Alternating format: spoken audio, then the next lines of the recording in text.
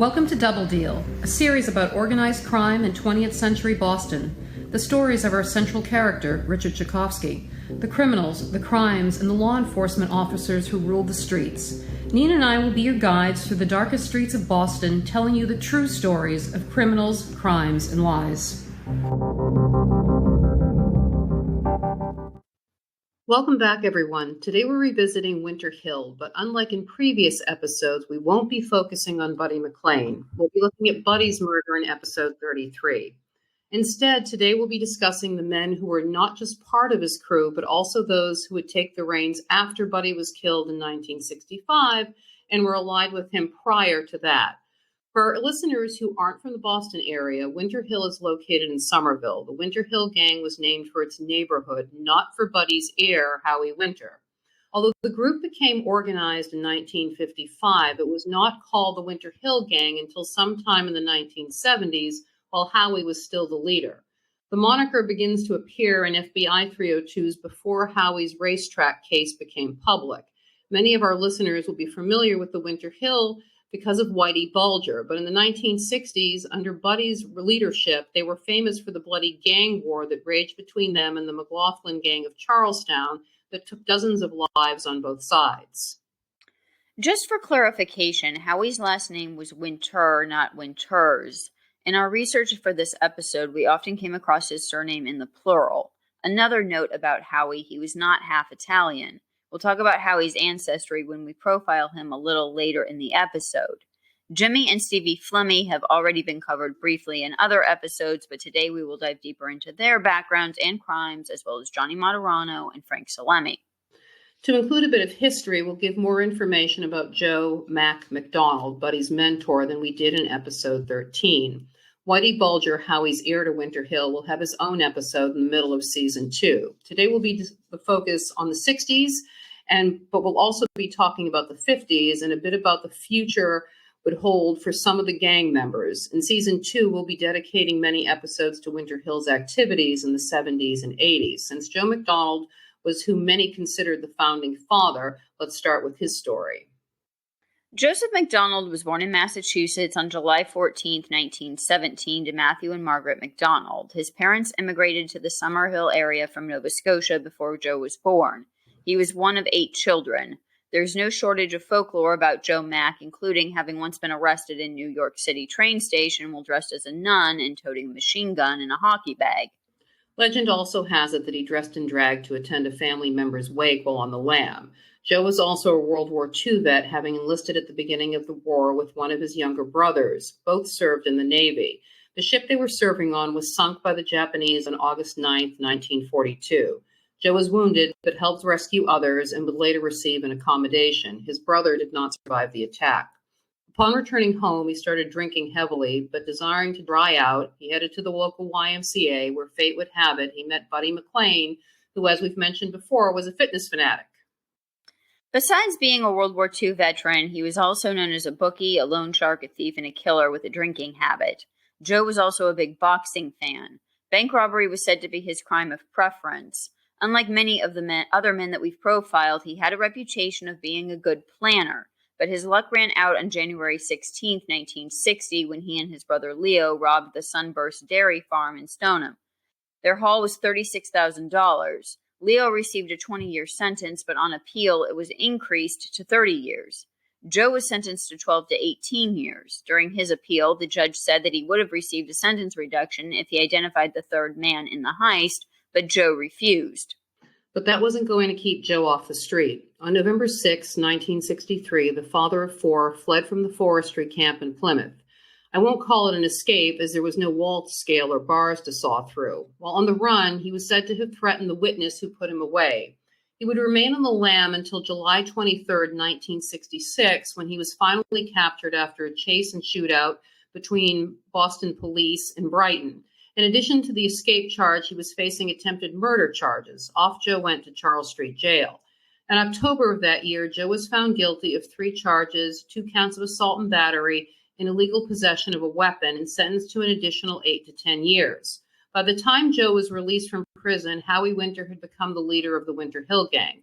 But that wouldn't be the end of his criminal career. We'll be covering what Joe was up to after his return to Winter Hill in season 2.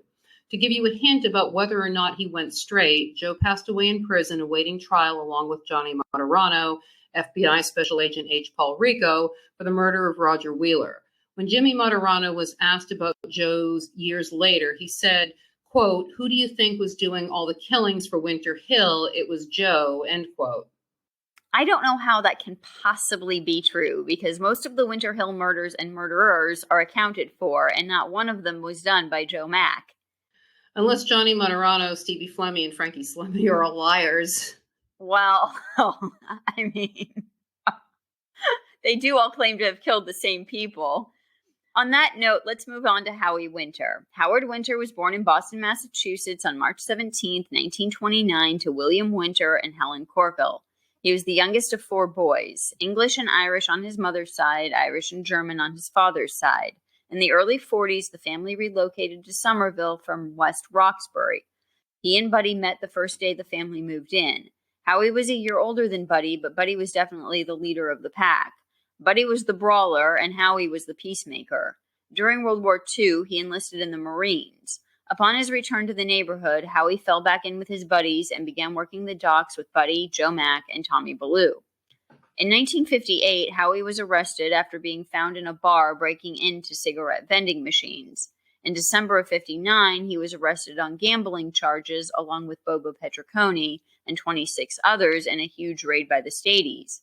All of them were indicted on those charges in January of 1960, but nothing seems to have come of the case. Howie was Buddy's right-hand man and also rumored to have killed Punchy McLaughlin. Who wasn't rumored to have killed Punchy, and how many people took credit for it? Howie Winter did not kill Punchy McLaughlin. Everyone and their mother claimed they killed Punchy, except for the guy who probably did do it. It was a get-out-of-jail-free card, and who was going to come after them after they'd wiped out the McLaughlins? Oh, who was left? Georgie rotting in jail? Ugh. On September 4th, 1962, Bobo Petricone's wife borrowed Howie's car to run errands in Somerville. While she was backing into a parking space, an explosion occurred. No one was injured, but the police stated that the type of bomb that was planted was identical to the one planted on Buddy's car back in 1961. The police believed that the intended victim was Howie rather than Mrs. Petricone. That morning, Howie had driven the car to her house so she could go to the bakery. No one was ever charged. So here's the weird thing about that. It's always been assumed that it was the McLaughlins who tried to take out Howie, but there was another theory out there that it was Stevie Flemmi. If that's true, then there's the possibility that Stevie tried to take out Buddy. Was there a power struggle going on even that far back? Well, that is a possibility, but my question is, who was rigging the explosives for him? The one possibility I can think of off the top of my head was Joe Puzangara. But so many of these guys had military experience, including Stevie Flemmi and Georgie McLaughlin, so we'll never know the real story. Speaking of Stevie, let's move on from Howie and talk about the Flemmi brothers. Stephen Joseph Flemmi was born on June 9, 1934, and Vincent Jimmy the Bear Flemmi was born on September 5, 1935, to Giovanni Flemmi and Mary Irene Misserville. Irish twins. They had another brother, Michael, who would go on to become a cop. More on him in a little while. Jimmy's record dated back to 1949 when he was still a juvie. On a different path, Stevie enlisted in the Army in 1951 at the age of 17 and served 2 tours of duty in Korea with the 187th Airborne Regimental Combat Team. He was awarded the Silver Star and the Bronze Star for valor and honorably discharged in 1955. Back home, his brother Jimmy was sentenced in 1953 to 18 months in the House of Correction on robbery charges. In December of '54, Jimmy, Rocco and Salvatore Bolero, and another man were convicted of assaulting 2 Navy officers. Jimmy was sentenced to 2.5 years in the Dedham House of Correction. In addition, he was given a 2-year suspended sentence to begin after his jail term and placed on probation for 5 years, but he didn't serve the full term. In April of 1956, the youngest Flemmi, Michael, fell 45 feet from the roof of a Roxbury house. Michael was on leave from the Shaw Air Force Base, and he claimed that he was looking for a prowler who was stalking a woman living in the building. But I think he was a peeping Tom. Either way, he fractured both knees and ended up in the hospital. Serves him right. He probably was the stalker himself, considering who his two brothers were. That would not surprise me.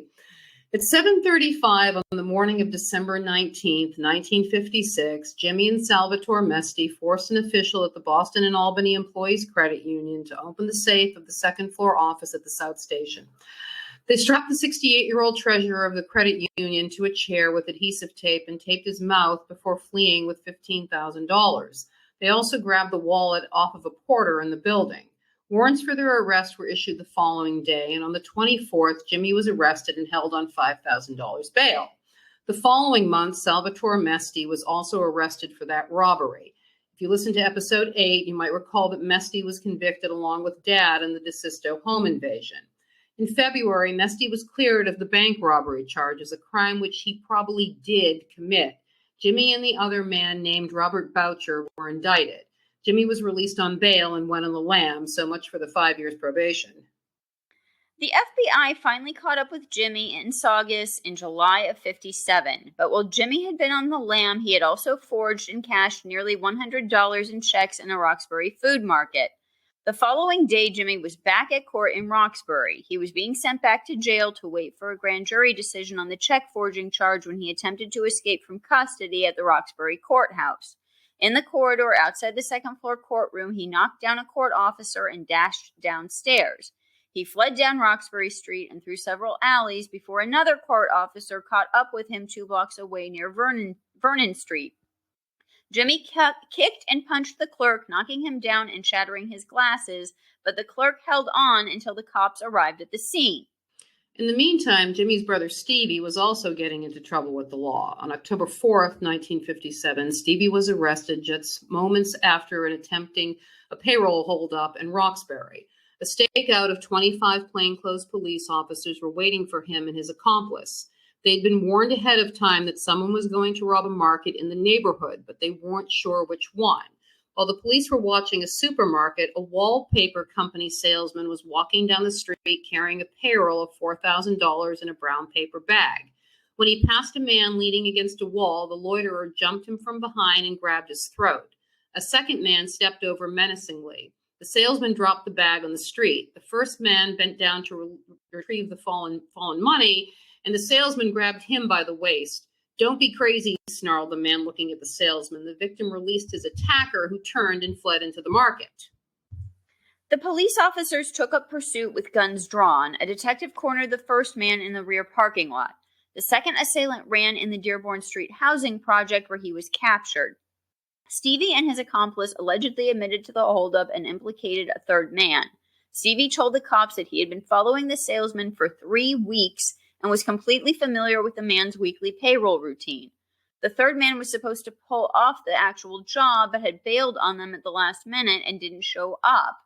Instead of bailing out themselves, Stevie and his accomplice decided to go ahead with the plan. Years later, Frankie Flemmi told John Durham that Stevie wasn't a planner. He would go if you took him by the hand, and he wasn't a planner at all. He had his own agenda, and he wasn't deviating from that. Obviously, Frankie had a good reason to have a grudge against Stevie. Stevie set him up to go to the can for 2 decades for the Fitzgerald car bombing, something that I still don't believe that Frankie was involved in at all. Stevie was arraigned on October 6th, and the case was continued to October 18th, but it doesn't appear that anything happened after that. On October 12th, Jimmy Flemmi was sentenced to 10 years at Walpole State Prison for the credit union robbery. 3 days later, Salvatore Mesti was found unconscious in a prison corridor and rushed to the hospital at Norfolk Prison Colony. Initially, the authorities reported that he had been stabbed in the stomach with a bread knife by an unknown assailant. Of course, there were no known witnesses, even though the attack had taken place at 10 in the morning and there were 94 guards on duty at the time. The prison officials said that they suspected that Mesti was attacked for revenge. Quote, he was first knocked unconscious, after which he was stabbed several times with a homemade knife in the chest and face. At first, the authorities thought that he was also set on fire after being stabbed, but it turned out that a liquid containing some kind of acid had been thrown on Mesti, disfiguring and blinding him for life. The authorities alleged that he'd been attacked by 3 men, James Parker, Russell Halliday, and William Cavanaugh. If you've been listening in, you might remember that Kavanaugh was Sonny Diaferio's partner in the pepper theft and was convicted of aiding Elmer Trigger Burke's escape from Charles Street Jail. And Russell Halliday's story was featured in our Thanksgiving bonus episode, along with Frank Martin Feeney. The inmates raised $600 for the defense counsel of the three. The defense attorney was Joseph Sachs, who stated there isn't a man in the prison who doesn't know who really committed the attack. All three defendants were acquitted in December of 1957. Jimmy was one of the 23 men who were voted out of Walpole and transferred to Concord in January of 1958. Don't forget Billy Aggie was also in that bunch. But Jimmy was back at Walpole just a few months later. In April of 1958, Robert Boucher, who had been convicted with Jimmy of the bank robbery, was beaten at Walpole. He was taken to Norfolk Prison Colony, where he was treated for head injuries and a possible skull fracture. The authorities alleged that another inmate named John Daly had attacked Boucher with a club, but Daly had also been knifed in the forehead, the back of the head, and the mouth in the fight and was given 9 stitches. Daly did have a history of fighting with other inmates, so I'm not discounting the story entirely, but it's awfully suspicious to me.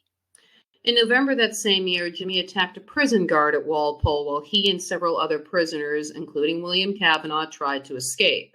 Jimmy was placed in segregation and a complaint was issued at Dedham Court. In June of 1961, Jimmy was charged with the stabbing death of fellow inmate, 30-year-old Raymond Gabriel, only to be acquitted in March of 1962.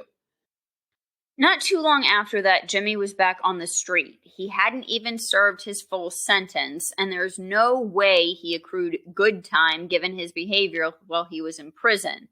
I think he made a deal with the feds in exchange for early release. Jimmy's CI number indicates that he was on the FBI books by late 63 or early 64, and the prison probably couldn't wait to get rid of him. The man belonged in a mental institution, not a prison, but instead the authorities let him loose on the general population and made him an informant. Jimmy's FBI handler was none other than Special Agent H. Paul Rico. H. Paul Rico applied to be an FBI agent in the wake of the Brinks heist and finished his training in April of 1951. His father's illness made it possible for Rico to be transferred to the Boston office in March of 1952 after he submitted a hardship request. Rico and his partner, Special Agent Herbert Brick, proved themselves to Hoover as capable agents after they arrested Whitey Bulger in a bar in Revere in March of 56. The story goes that Rico already knew Whitey from his days hustling in local gay bars where Rico supposedly went to recruit informants. Whitey had been on the lam after a bank robbery spree in Massachusetts, Rhode Island, and Indiana. And Rico was a member of the Boston FBI office's bank robbery squad. Rico received a promotion as a result of his successful apprehension of Bulger. In addition to this achievement, Whitey convinced his accomplice, Richard Barchard's wife, Dorothy Barchard, to become a confidential informant for the FBI, a role she played well into the late 1960s, if not beyond.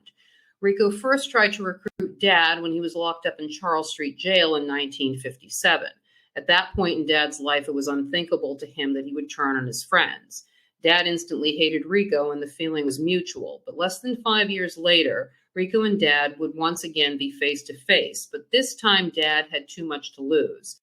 With a trunk full of machine guns and a life sentence the only future in front of him, he agreed to become an informant, but he wasn't about to play by Rico's rules. By 1964, Rico was still working the robbery squad and juggling multiple CIs, not just Dad. His band of merry and not-so-merry bandits included Dorothy Barchard, Buddy McLean, George Ash, Jimmy Flemmi, and his brother Stevie, to name a few. On May 4th, Francis Benjamin's headless body was discovered in the trunk of a stolen car that had been abandoned in Old Harbor Village in South Boston. He had served 5 years for armed robbery at Walpole and had only been released just 2 weeks earlier. The medical examiner believed that he had been shot in the head before being beheaded. The FBI alleged that Jimmy Flemmi shot Benjamin with a revolver that was stolen from a policeman and cut off his head so a ballistic match couldn't be made, which frankly sounds exactly like something a Flemmi would do. I tend to believe that it was Jimmy who killed him. The two of them had been in the can together. Who knows what kind of a beef they had with each other, or maybe it was over drugs. The Boston FBI office advised J. Edgar Hoover in a letter dated June 4th, 1964, that Jimmy Flemmi was a suspect in a number of gangland murders and told an informant he planned to be the #1 hitman in the area, but the feds continued to use him. The immunity these guys enjoyed spilled over into local law enforcement. Frank Salemme told the story that one time Jimmy Flemmi shot a guy in the South End. The cops watched him do it. Jimmy got out of the car and left the scene of the crime. The cops took the car and pushed it out of their division so they wouldn't have to investigate. Then the cops went to Stevie Flemmi and got $2,500 off of him to keep quiet. You realize that the informant who told the feds that Jimmy wanted to be the #1 hitman was Jimmy. Yeah, I got that. He said it was easier than robbing banks, as we know he wasn't so successful in his bank robbing endeavors. Well, he didn't have the IQ for that. Besides, he was always high. Back to 1964. Throughout that summer, 302s from the Boston office were full of reports about Jimmy, including that Jimmy had cut off Frank Benjamin's head and threatened to kill Teddy Deegan. But the feds continued to rely on him as a source. On September 2nd that same year, Leo Iggy Lowry's badly beaten body was discovered near the edge of Cross Street off of Route 139 in North Pembroke. His throat had been slashed, but his cause of death was a bullet fired into the back of his head. He had last been seen alive, leaving a bar in the south end of Boston between 1:30 and 2 in the morning of August 31st. The police said that they believed that Lowry was killed at a different location and his body dumped in North Pembroke. Lowry had a long record with convictions for breaking and entering, larceny, and 2 escape attempts, one from Deer Island in 1951 and the other from Charles Street Jail in 1952. The main suspect in Lowry's murder was Jimmy Flemmi. According to Casey Sherman's book Animal, Lowry was a bisexual and had been prostituting himself in Charlestown State Prison. But upon Lowry's release, he fell for the wife of a gangster who was in the same circle as Joe Barboza and Jimmy Flemmi. The unnamed gangster spotted Lowry and his wife leaving a bar and followed them. In a fit of rage, the upset husband tried to cut off Lowry's head, and when that proved too difficult, he shot him in the head. A couple of weeks later, the gangster's wife shot him in the leg. Supposedly, Jimmy relayed the story to Barboza, but how did Jimmy know the story? Because the unnamed gangster was Jimmy. And it wasn't a couple of weeks later. It was just 12 hours after Lowry's body was found. Jimmy arrived at City Hospital on September 3rd at 4 in the morning with a bullet wound in his left leg. He told the police that 2 men had shot at him 6 times. He said he first noticed a station wagon following him after he drove away from a diner on Mass Ave near Upham's Corner. He said the car had tried to cut him off several times without success, and he drove onto Bird Street in Dorchester. The wagon pulled abreast of his sedan, and a man fired 3 shots, all of which missed. Jimmy tried to escape on foot from his own car. The attackers fired 3 more shots, and 1 hit his leg. After he was hit, Jimmy told the cops that the station wagon sped away, and he hobbled back to his car. He further claimed that he drove back to Roxbury, where he turned his car over to a friend and then had taken a taxi to the hospital. Well, Jimmy said he knew who had shot him. Yeah, it was his wife, Maureen. But he refused to say it. Because it was his wife. You really couldn't make these stories up. Detective Billy Stewart arrested an ex-con named William McCarthy the same evening. Stewart said he tipped them off that McCarthy was carrying. Gee, I wonder who tipped him off. You know that was a bogus pinch, but they needed a body to keep suspicion off of Jimmy's wife, and Stewart was as crooked as the day was long. McCarthy was held on $50,000 bail for a September 14th hearing, but of course nothing ever happened. The police said that Jimmy had been shot by mistake. The only mistake was that she missed. Too bad she wasn't a better shot. She would have done everybody a favor. Back to Stewart. Jimmy was already in bed with Detective Billy Stewart at this point. Wimpy Bennett allegedly introduced the 2 of them. And like Stewart's relationship with Wimpy, the relationship was quid pro quo. Billy Stewart helped the guys out when they needed rescuing, like when Jimmy and Wimpy got shot at, but in return, they had to help him out with his cases. The feds claim that they targeted Jimmy to become a confidential informant at this point, but like I said earlier, that's a lie. He may have only been labeled a potential confidential informant, but he already had a CI number assigned in late 1963. Less than a month after he was shot by his wife, Jimmy blinded an unnamed man with an unknown substance, just like Mesti. This information was provided to Rico and noted in a 302 dated October 8, 1964. Later, that same informant told Rico that Jimmy still wanted to kill Teddy Deegan. It was noted in a memorandum from Rico to the Boston SAC and in a memorandum from the SAC to Hoover. And they never lifted a finger to warn Teddy or anyone else that they knew was marked for a hit. Don't get me started. I still believe that it was Rico's wish hit list that they were running off of. In November of 64, Stevie Flemmi was officially opened as a confidential informant and given a CI number, BS 955. His handler was H. Paul Rico. Stevie was the last of the men we've covered today to be made an official FBI informant. His brother and the other members of the Winter Hill Gang were already on the FBI books as informants. BS 868, BS 869, BS 919, and BS 954. That brings us to Frank Salemme, Stevie's friend and business partner, and FBI informant. Francis Patrick Salemme was born on August 18, 1933, to Romeo Salemme and Mary Bridget Haverty.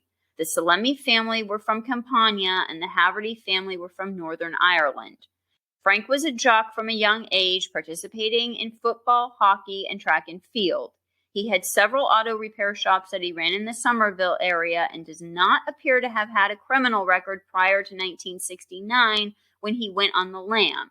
We've gone through the newspapers but have come up with nothing. However, the FBI claimed that he had been convicted of assault and battery before 1969, but no arrest date was given, and we can't find any newspaper articles to back that up. The mugshot used in the wanted poster was from 65, but again, no newspaper articles indicating why the photo was taken. There's also a rumor that Frank was in the can with one of the Morellis in 1957, and that's how he got hooked in with the Patriarca family, but that's only a rumor. Either way, in our opinion, Frankie Salemme became an FBI informant in either 1963 or late 1964, and his handler was Denny Condon. For our listeners that didn't catch episode 19, let's give a brief history on Condon. Special Agent Dennis Condon was born in Boston's Charlestown neighborhood on Bunker Hill Street on November 23, 1923, the youngest son of Dennis Condon Sr. and Nora Haggerty. Condon was a Boston College graduate, a lieutenant commander in the U.S. Naval Air Corps, and served aboard the USS Siboney in the Pacific Theater at the tail end of World War II. He became an FBI agent on January 29, 1951, just 1 month before H. Paul Rico did. His first assignment after training was the Philadelphia office, beginning in March 28, 1951. He worked there for 10 months. He did a brief 3-month stint in New York before returning home to Boston on April 11, 1952. By the beginning of the 1960s, Condon began handling informants. Frankie Salemme admitted later that Special Agents Rico and Condon would drop in and visit with him and Stevie on a regular basis several times a week. Salemme would also do favors for Rico. For example, one time Rico was in a bad car accident in an FBI motor pool car. He couldn't take it back to the motor pool in the condition that it was in, so he called up Frank, who agreed to fix the car. Frank thought it would be a little scratch, something that needed just a little touch-up because Rico had downplayed the damage over the phone. But when Rico arrived, Frank realized that the car needed way more work than Rico had implied. Rico had been at the racetrack and somehow got rammed. Frank finally finished the job at 10:30 at night, and when Rico drove away in the fully repaired car, the paint wasn't even dry. And we're supposed to believe that Frankie and Rico had this relationship out of the kindness of their hearts, a relationship that went on for over a decade. Yeah, okay. Don't question the narrative. Shame on you. No one can tell me that he didn't make a deal in the end that he would testify in exchange for the feds keeping his CI status a secret so Frankie could keep his street cred. Even if half the information was bogus, the authorities got to close the books on countless cases from Frank's testimony. Well, one murder that was never closed out was George Ashe. Ashe was stabbed 50 times and shot in the head on Christmas night, 1964. Reminds me of how Anthony Sacramone was killed, another one of Jimmy's handiwork jobs. Ashe's body was discovered in the front seat of his sedan at roughly 6 a.m. on the 26th. Hoover was informed of the murder on the same day that it took place. The official story was that Jimmy Flemmi murdered George Ashe because he found out that Ashe was also an informant for the FBI. Ashe had made a deal in 1959 to get a reduced sentence on a murder accessory charge. Like Jimmy, his handler was Special Agent Rico. I wonder who told Jimmy that Ashe was an informant. I know that was a rhetorical question, but the question I wonder is, why did Rico need Ashe taken out other than his hatred of the McLaughlins? Ashe had been released from prison in May of '64. Ashe was a bartender at the club that Jack Kelly and his crew frequented. As Laura mentioned before, the brutality and method of Ashe's murder was very similar to that of Anthony Sacramone and Iggy Lowry. The feds all the way up to Hoover were aware of this and continued to use Jimmy as an informant anyway, although Jimmy was not made a top echelon informant until March of '65. Meanwhile, Jimmy Flemmi had been working with good old Detective Billy Stewart on a counterfeiting case, even traveling with him to New York to give testimony at a grand jury.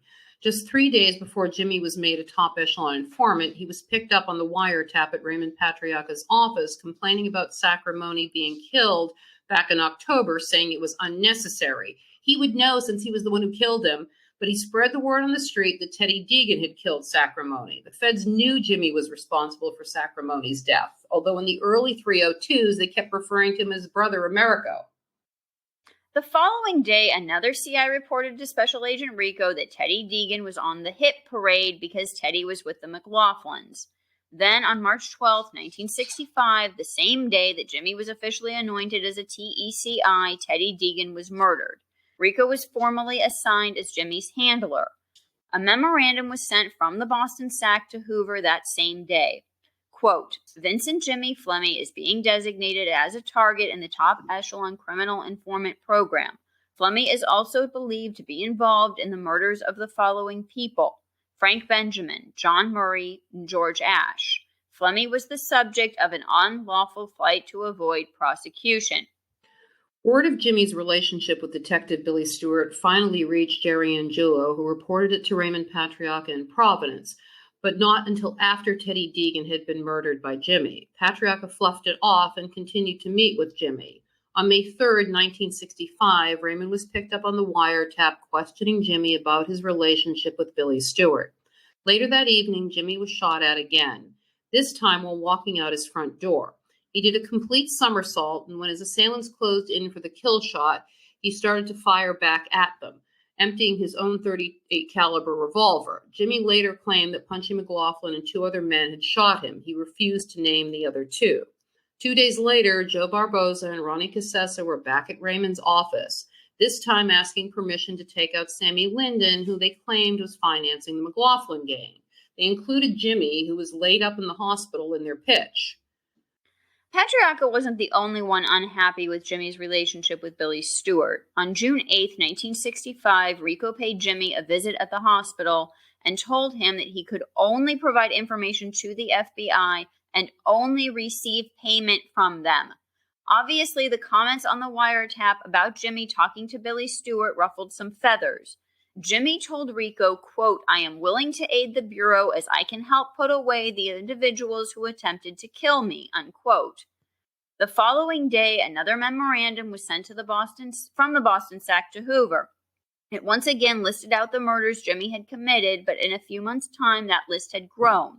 It read, Frank Benjamin, John Murray, George Ashe, Joseph Francione, Edward Teddy Deegan, and Iggy Lowry.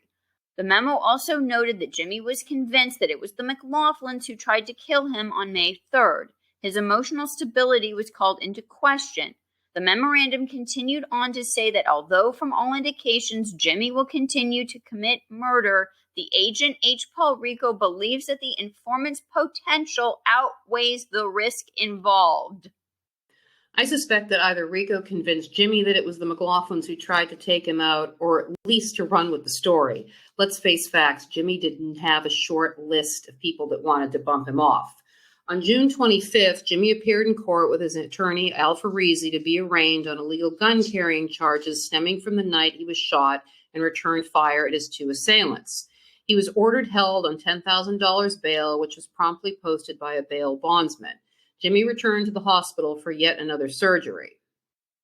The following month, Rico and Special Agent Raymond Ball sent a memorandum to Hoover stating that Spike O'Toole and two others, possibly punching McLaughlin and Stevie Hughes, were the ones who shot Jimmy.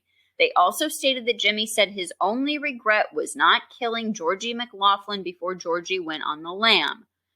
Not long after that, on September 15, 1965, another memorandum was sent to Hoover stating that Jimmy was closed as an informant. Jimmy had jumped bail and failed to appear in court on September 3rd to face assault with a dangerous weapon with intent to murder charges after he attacked John Cutliff in late August. Quote, in view of the fact that the informant, Jimmy Flemmi, is presently a local fugitive, any contacts with him might prove to be difficult and embarrassing. In the view of the above, this case is being closed, unquote. Embarrassing? What's embarrassing is they've let a serial killer not only roam the streets but protected him, then decided to drop him because he went on the lam, not because he was slaughtering people?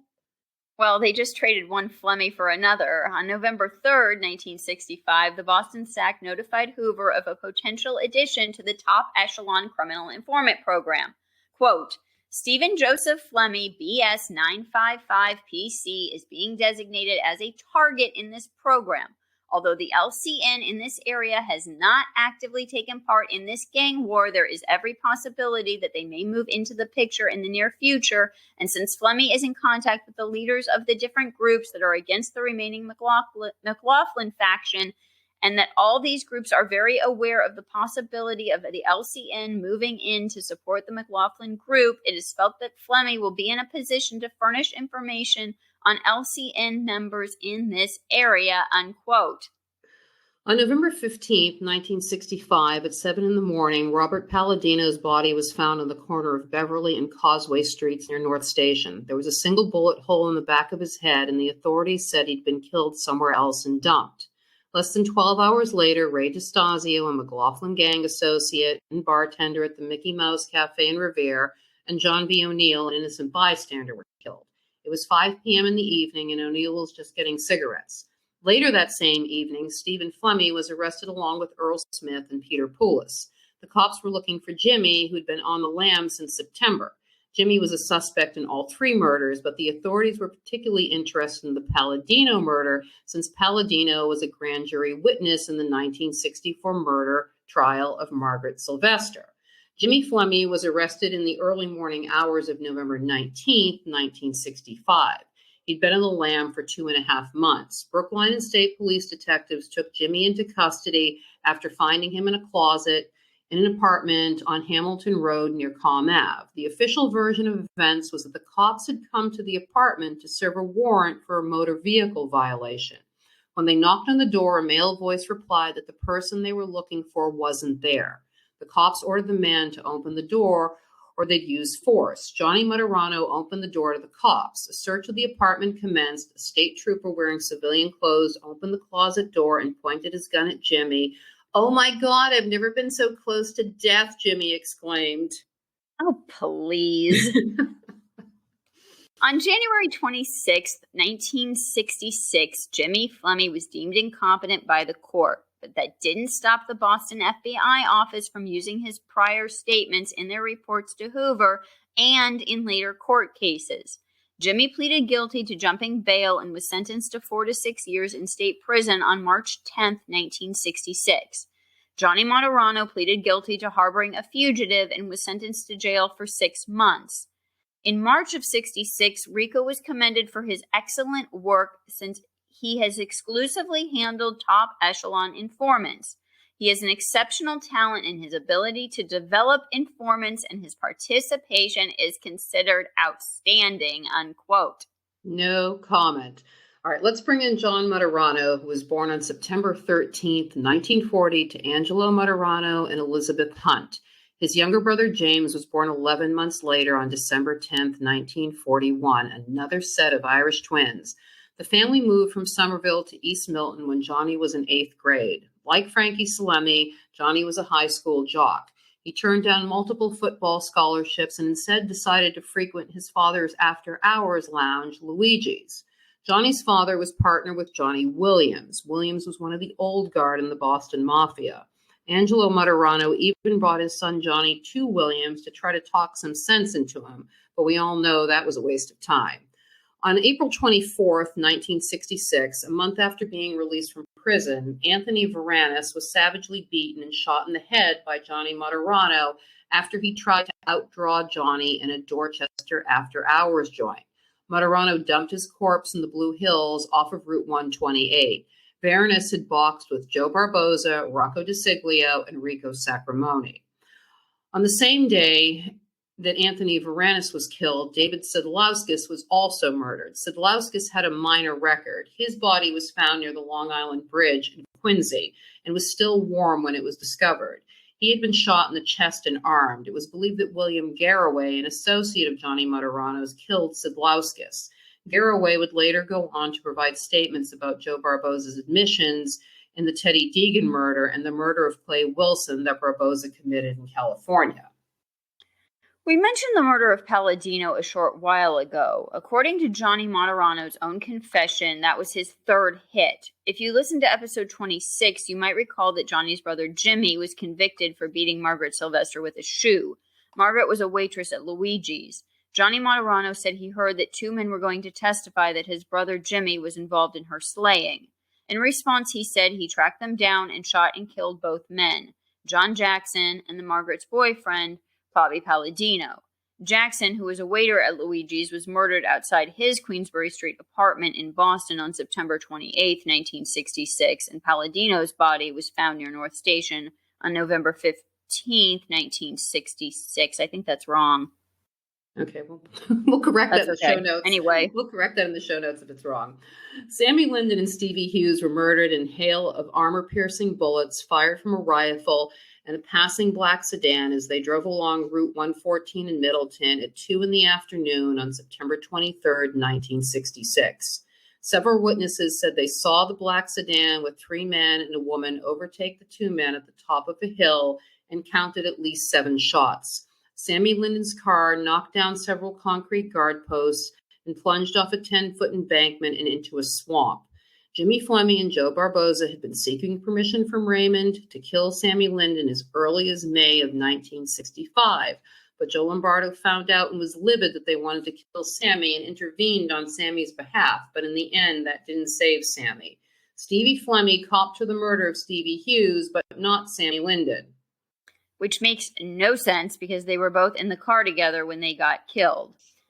In January of 1967, William L. O'Brien was shot and killed while a passenger in Robert DeLeo's car as they drove along Morrissey Boulevard. DeLeo was injured and would later testify that Johnny Martorano was the man who shot him and killed O'Brien.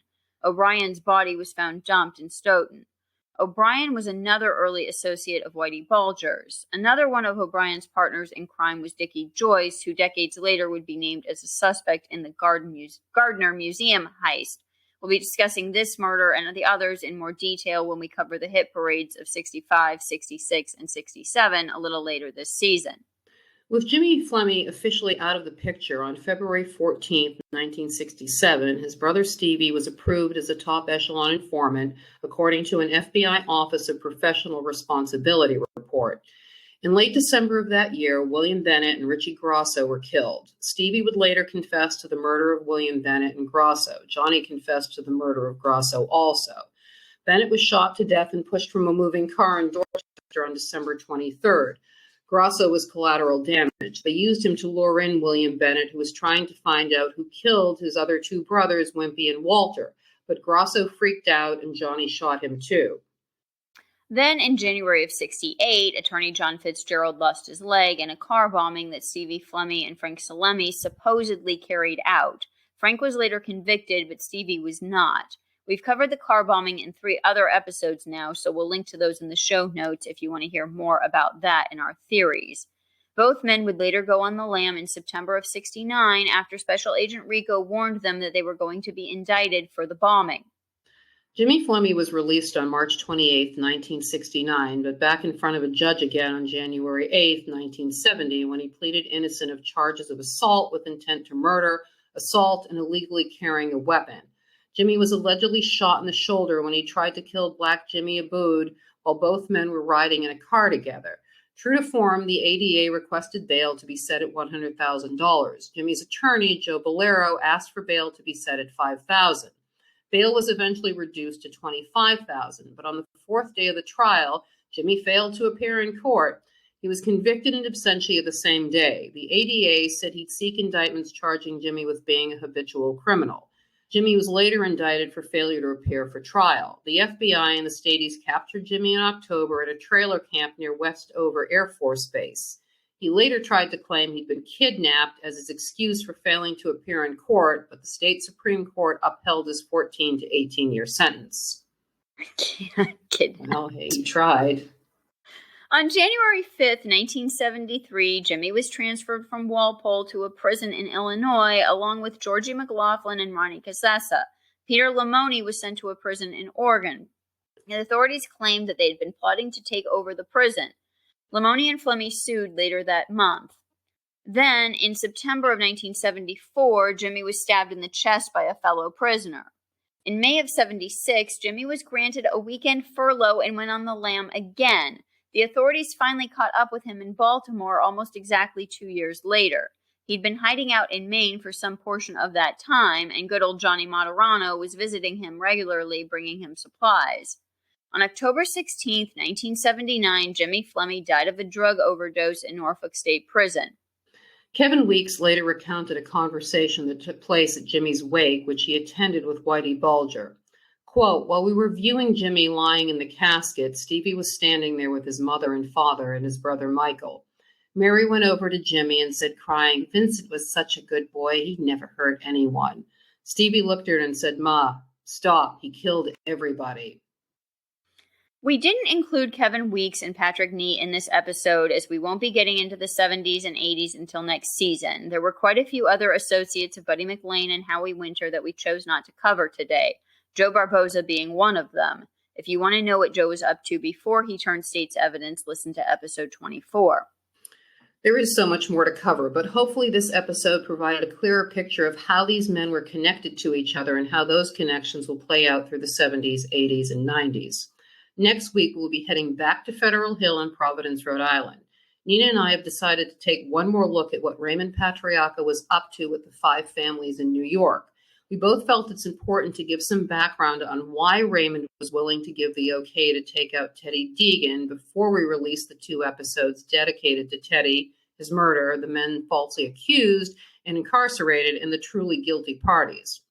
As always, thank you for listening. Please share an episode with someone you know, leave a review, and keep the fan mail coming. Bye. Bye.